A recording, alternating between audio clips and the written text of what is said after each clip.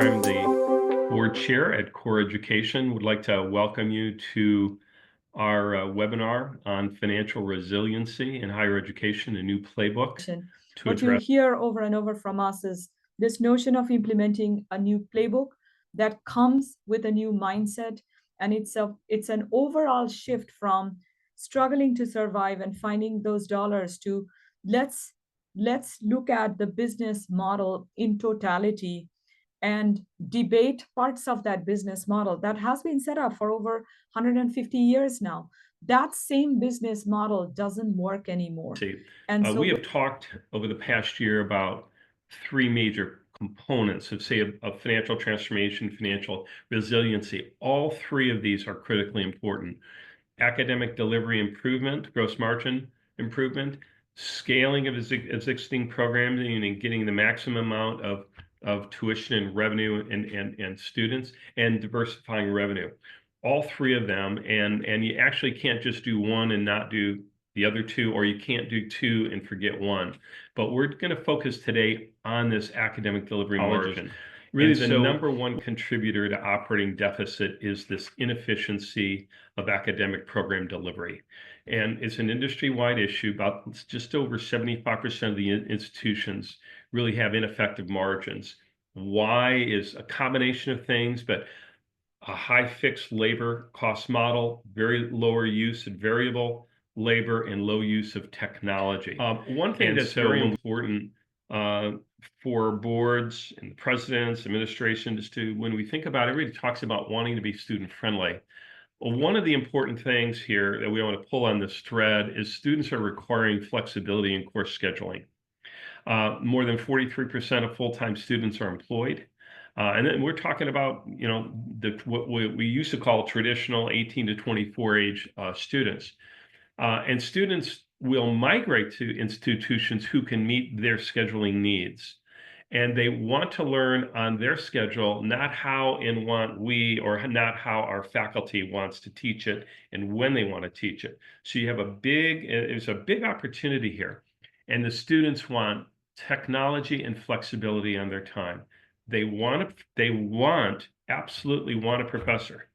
They want it on their terms, and they want technology, and they want flexibility. So when you think about, one could say, well, as an institution, about 90% of program delivery will require some kind of technology, even campus-based. So again, don't think about, oh, we're not in that market, so we don't have to worry about it.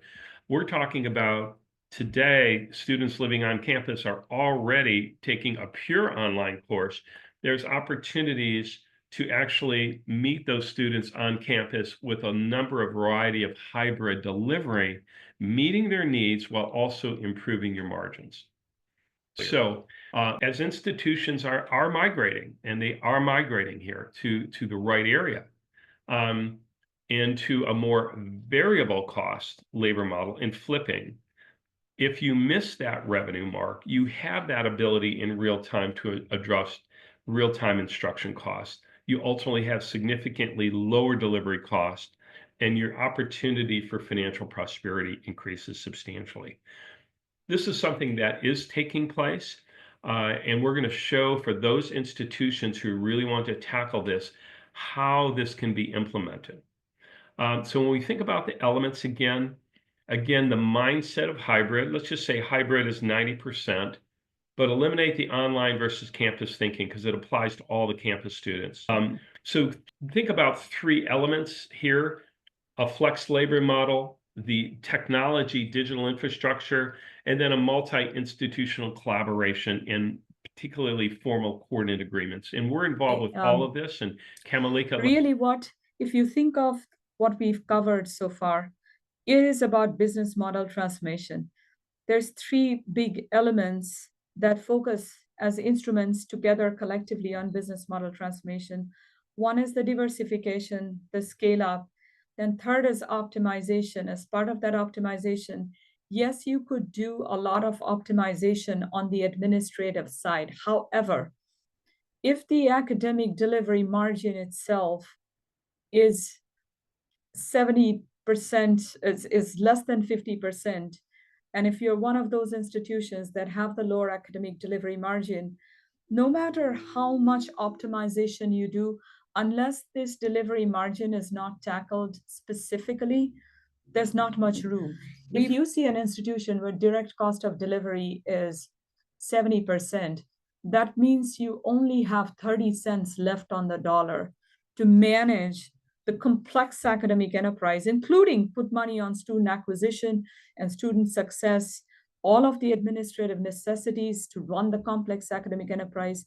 If the entire effort to optimize is focused on that 30 cents, that's not true optimization, and that doesn't tackle the business model today. So we do this work. We're working with some of our institutions in the feasibility, discussing the concept, and we would love to hear from you. Rick, Q&A. Thank you. First one is, again, like what might be the first step in this coordinate agreement? I think one of the things we, Kamalika, talked about was a plenary session before even a feasibility study would start. There really needs to be several plenary sessions at the board level, the CFO, president, and provost level, at the highest level. We would not recommend you bringing faculty in at this early conversations. They're going to be critical, but these are very strategic and very sensitive areas. And you lose control of it as you start to open up and start opening up the conversations too much, too early. So plenary sessions and ultimately getting to a board endorsement. Because without a board endorsement, as Kamalika said, the president and administration is left out there with really no support. It's one thing for a board to say, yeah, go for it, we like this, but without any formal board endorsement to say or direction that we direct the president and the administration to explore possible academic coordinate agreements. The realization and the acknowledgement that the business model needs to be fixed, not cut costs, not increase revenue, but the basic business model needs to be fixed. Even that realization, and endorsing that part of that business model is this academic delivery margin, and that needs to be looked at, and strategies need to be considered for that. I mean, those things matter. Putting those resolutions, putting those endorsements in place specifically, and then the process itself. The one thing I want to point out about the process is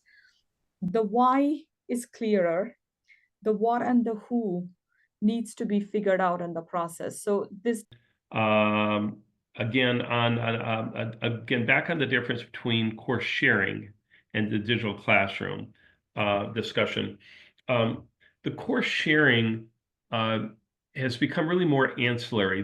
We're looking at how does this impact an organization millions of dollars per year, not on an ancillary one-off basis. But what happens in a course sharing, if you're not expanding your enrollment because you've just now taken on, say, a couple of more programs because you're going to share those courses, and you've taken some new programs on, what happens if you don't expand your enrollment? You've actually now taken on new costs with that course sharing, and you're likely not even shedding your cost somewhere else. So what it actually can do, it actually can actually raise your total cost and impact your overall margins. It's nothing about, not that course sharing is bad, but you actually have to really move your revenue in these new areas.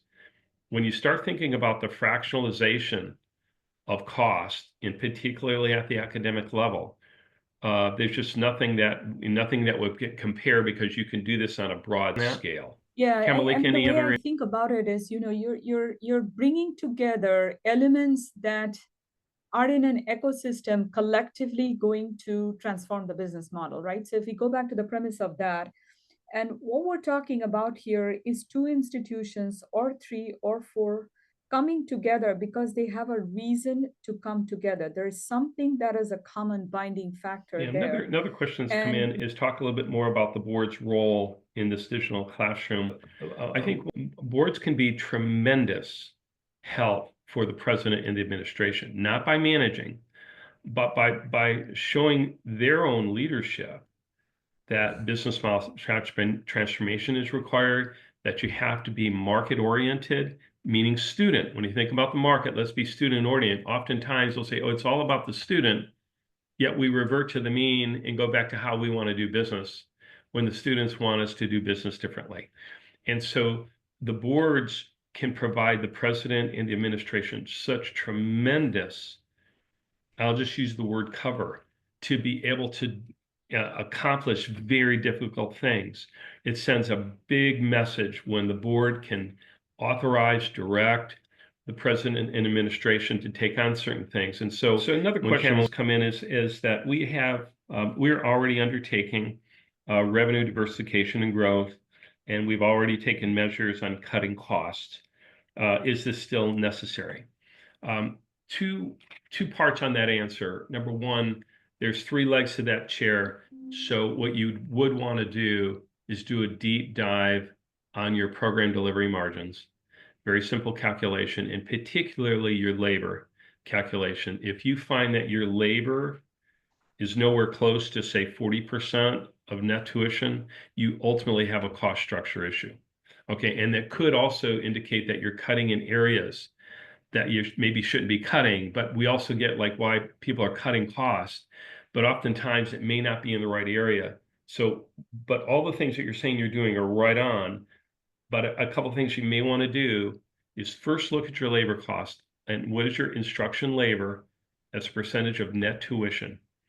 And if it's 40% or around or below or 33 to 39, you're in good shape. But if you find yourself at 60%, 70%, 80%, which we see, it doesn't matter what you do on your areas because you have a fundamental modeling issue at your college that you'll never, the only way you'll get that is maybe somebody puts, 100 or 200 or 500 million down to help you operate inefficiently. But those are the areas we'll be happy to show you your numbers, particularly on instruction costs. It's really very interesting to look at the colleges that are operating well. And there are several hundred colleges that are doing well, which means they're diversifying the revenue, they're scaling, and they have a labor model that actually meets all these numbers that we've been talking about. It is absolutely doable because several hundred colleges are already I doing think it. I'll go back to the premise, and it's a great question because we said there was three levers: the diversification, scale up, optimization. And each of these levers, they address different elements that collectively bring about the business model changes that you're asking for. I will put back, Rick, there was a question earlier in Q&A about the institution. The thing here is not, let's move online. When you think about the evolution of online in higher ed, it started as online being this separate work stream. It was a separate modality where what you see in 2025 is it's not a separate modality.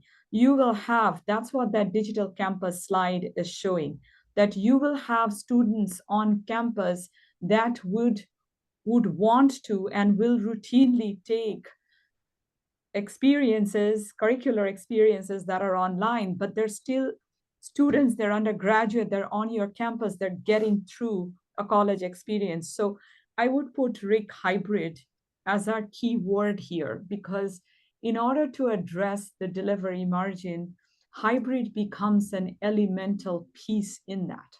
You can't, you can't have two institutions that are 80, 100, 200 miles apart in a coordinate agreement. And that element of hybrid is a basic part of infrastructure that needs to be there. But that doesn't necessarily mean that the course is fully online. It's an immersive online experience using coordinate agreement as a structure and technology as a way to enable. Yeah, and I would even get rid of that nomenclature of online, just really an immersive but experience it's that's both human and technical. And another question that came in is about how do we start? The feasibility study, think about that as only after there's been several plenary sessions, again, with the highest level of the organization. What happens if you decide you want to bring a bunch of people in on day one to talk about this, you have a really high risk of not going anywhere because there's going to be too much emotion This is a strategic area for the board and the president, CFO, and the provost to learn more. So think about awareness, understanding, and alignment. And if you can become more aware of what's happening just at the board, president, CFO, provost level, and you can understand at a deeper level, then you might be able to get aligned. Now, you may or may not do this, or you may do some of it or go in a direction, but you first need to be able to get to that alignment with the board and the president, CFO, and provost first. Then you can start saying, okay, well, maybe we should do phase one of a feasibility study. Now, again, it's still relatively confidential because we're still very early.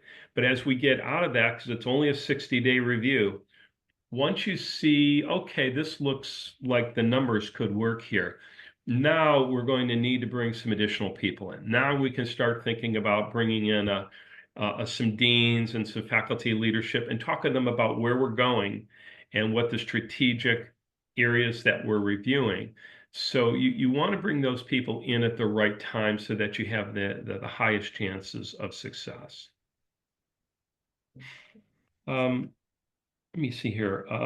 Kamalika, I want to come back to an area that you had mentioned.